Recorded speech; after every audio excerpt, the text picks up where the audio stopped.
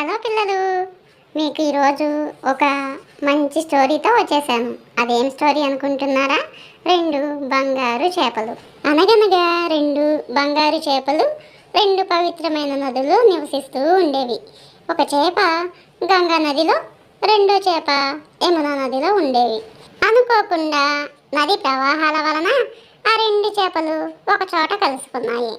మొదటి చేప ఈ విధంగా అన్నది, హే, నేను మొత్తం ప్రపంచంలో అత్యంత అందమైన చేపని. ఆ మాటలకి రెండో చేప దానిని హేళన చేస్తూ ఈ విధంగా అన్నది, ఈ మాట అనడానికి ముందు నువ్వు ఎలా ఉన్నావో చూసుకున్నావా? నేను చాలా అందమైన దానిని. ఈ విధంగా రెండు చేపలు ఒకదానితో ఒకటి నేనే అందమైన దానినంటూ పోట్లాడుకోసాగాయి. అదే సమయంలో ఒక తాబేలు అటువైపుగా వచ్చింది.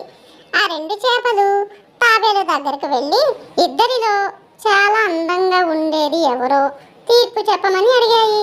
ఆ రెండు చేపలను బాగా పరిశీలించి ఈ విధంగా బదులిచ్చింది, మీరిద్దరూ నాకు చూడడానికి సమానమైన వాళ్ళుగా ఉన్నారు. ఎందుకంటే నేను చాలా ఆకలితో ఉన్నాను.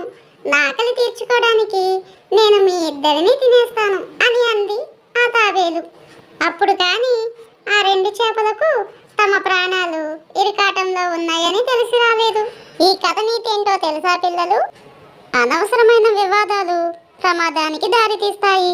పిల్లలు, ఈ బంగారు చేపల కథ మీకు నచ్చితే నా ఛానల్ని సబ్స్క్రైబ్ చేయండి, షేర్ చేయండి, లైక్ చేయండి.